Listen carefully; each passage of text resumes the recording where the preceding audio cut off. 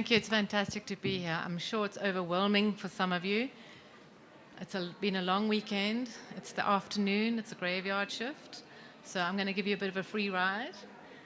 And I've prepared a presentation for you which is oversimplified, but is very accessible, where you can just sit back and just allow the information to flow over you and just to sort of understand where I come from an astrological point of view.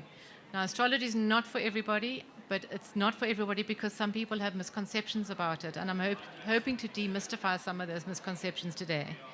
So without any further ado or delay, I'd love you to just enjoy this presentation and we can take some questions afterwards. Thank you. Presentation, Putting the Magic Back into Medicine. My name is Nicola Smuts-Allsop and I'm an astrologer.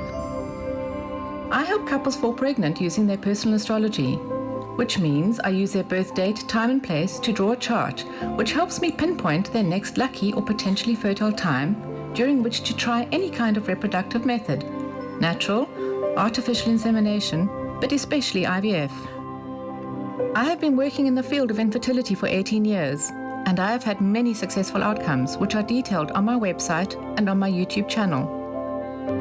On a more personal note, I have 2 adult children and have suffered secondary infertility during my second marriage. I have a master's degree from Christ Church University in Canterbury, England, the title of that degree being Myth, the Sacred and Cosmology.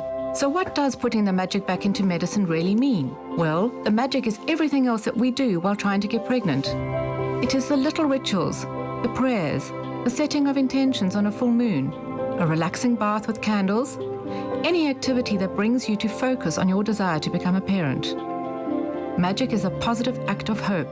It is a ritual or reminder of your heart's desire. Astrology helps you focus these acts of magic by telling you when to align oneself with the cosmos. Sun sign astrology, or popular magazine horoscopes, use only the sun sign of individuals in order to comment on the quality of the day or month in question, while fertility astrology uses a more complicated algorithm, using all 7 visible planets, thus increasing the accuracy of the prediction and the interpretation.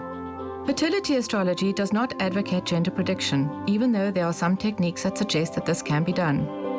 At Fertility Astrology, we take the view that while gender selection may be extremely critical in some cases of genetically inherited medical conditions, such as hemophilia, it is not 100% accurate, and therefore it is ethically irresponsible to practice such selection. Social gender selection is morally questionable and should not be a preferred policy of any branch of fertility astrology. Now let's talk about infertility and how it affects you. Medical science is marvelous. I mean, you can have a baby with a uterus transplant. You can use donor egg and donor sperm, and IVF is now commonplace. We are told by the medical profession that 1 in 6 couples will suffer from infertility. Only 85% of couples conceive naturally in the first year of trying, and 30% of the time, the reasons for infertility are unexplained. IVF has a success rate of 65 to 75%, but only if you have 3 attempts of IVF. And a woman's fertility declines dramatically at 36, while for men, that age is 48. A lot of numbers, a lot of statistics, but are you a statistic? Do you sometimes feel you're not being seen as an individual? Everyone is different, surely. And while the medical profession can tell you the what, where, and how of your infertility, they are unable to tell you when you will conceive. We recognize that you are special. You are the center of your life story, and you have your own unique destiny that is unlike anyone else's. You have your own internal clock and circadian rhythms, and though astrology is a really old technology, it still remains relevant to the human life cycle. Modern astrologers predict the future by taking a snapshot of the sky at the time of your birth. Then they look at where the planets are in real time and how they relate mathematically to their original positions in your own unique birth chart. In this way, astrologers are able to describe the changes in the quality of time frames. For example, if a certain time period is lucky or unlucky based on where the planets will be in the future. This certainly seems like magic. The Fibonacci Sequence, or the golden mean, is programmed into nature. In the same way, we can predict where on the stem the next leaf or bud. In astrology, so too, we can predict the next change in the quality of time in a person's life story, using the cycles of the planets in the sky in real time. Ancient Egyptians imagined they were closer to God if they behaved like the heavenly cosmos, and sought to literally bring heaven to earth by aligning their physical temples to constellations and by worshipping the rising and setting of the sun. It was only when computers made it really easy to calculate the positions of all the planets for the various longitudes and latitudes of the world as we know it today that astrology became available to the common man and not just royalty or the elite. In ancient Greece, women used to make clay objects to represent uteri, and they would take them to the healing temples at astrologically important times of the year, where they would leave them behind in order that the god would bless them. Much like today when infertile myrtles arrive for egg transfers wearing lucky transfer panties or socks. Thankfully, some magical traditions continue, because as it turns out, they are really important in narrative medicine. Modern medicine addresses the mechanical functions of the body and illness, but not the soul. Plato once said, one should not attempt to cure the eyes apart from the head, nor the head apart from the body. So one should not attempt to cure the body apart from the soul. The soul is a source both of bodily health and bodily disease for the whole man. Don't let anyone persuade you to treat his head with this remedy who does not first submit his soul to you for the treatment with the charm. It's 2020 and we have moved on, so we accept that talking therapies can heal. But most medical specialists continue to prioritize the physical body over the needs of the soul, because that's what they are trained to do. Not all doctors are dedicated to this way of thinking, and some who have been researching the placebo effect in academic circles have come to the following conclusion. The placebo effect is actually a meaning response, aimed at triggering self-repair. These same doctors think that hope plays a huge role in healing, and that hope has the power to override pharmacological action. The Harvard Group for Placebo Studies goes a step further and says that for every successful medical treatment, the surgery or drug only contributes 25% to the successful outcome, whereas the placebo effect contributes 75%. Such is the power of the imagination, the inspiring nature of hope. There is no evidence yet of any physical impact we receive from the planets, but as science continues to improve its ability to measure wavelengths in space, it may prove to be the case. But what we do observe is the ability of the moon to move the tides around the Earth, and it is a source of wonder that this regular occurrence is but part of a bigger 28-day cycle that happens to coincide with the average menstrual cycle of a woman. Critics are quick to point out that astrology is not a science, but they assume that because astrology cannot be empirically tested or researched, that it must have no value.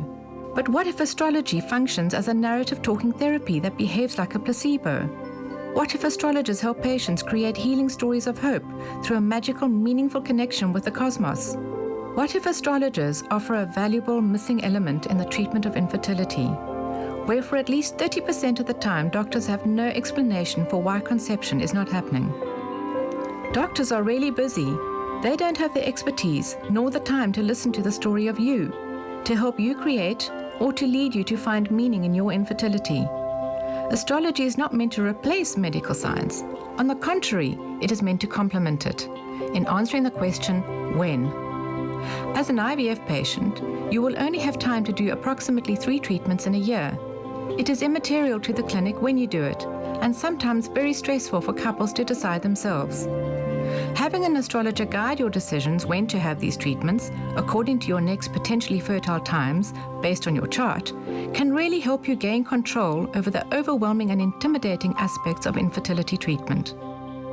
Many people ask about the success rates of fertility astrology, and to be fair, it is difficult to answer that, as most people will obviously either visit a doctor or a clinic to be tested and have their pregnancy confirmed, which means the astrologer is out of the information loop and might never know that the patient was even pregnant. It is more useful to say that astrology is 75% accurate in the confirmation of information in a chart and the prediction of a likely pregnancy. Astrology predicts and maps out family narratives and family constellations rather like a Persian carpet. Astrologers find patterns in the stories and biographies of their clients. Family charts are like Persian carpets. They form the same pattern over time. Fractals are visual reiterations of planetary cycles. If genetics were visually represented, they might look like fractals too. My personal belief is that we are part of a holistic cosmos, which includes the night sky and all the stars and planets. That we are all subject to it, and even though we might not be in possession of all of the empirical or materialistic knowledge, it does not negatively impact on your medical treatment to hold this belief. It is not a belief in astrology per se. It is a belief that we are subject to the cycles of time that are embedded in nature. Astrology is the mass which allows us to see those cycles in action and how they relate to you as an individual, but also as a member of a collective generation. So how can astrology help you improve your chances of success? Astrology can pinpoint potentially fertile times in the future. So an appointment with an astrologer would go something like this. You make an appointment on Skype, FaceTime or Zoom. You send your birth time, date and place for yourself and your partner. And Fertility Astrology will send you a report with highlighted notes on it just ahead of your consultation time for you to refer to. You will then spend approximately an hour on the internet discussing your chart with reference to potential health issues which could be impeding your fertility. Health issues are linked to temperament, which is like saying character is destiny. Time will be taken to explain the timeframes which are potentially fertile, and practical solutions and decisions are explored together to make you feel more in control and less overwhelmed by the process. In today's modern age of technology and knowledge, the age of infodata, there is too much data and not nearly enough story. That is where the magic is to be found, in the unique interpretation of your story. If you would like to know more about how fertility astrology can assist you in your journey to parenthood, please contact us today to set up a consultation.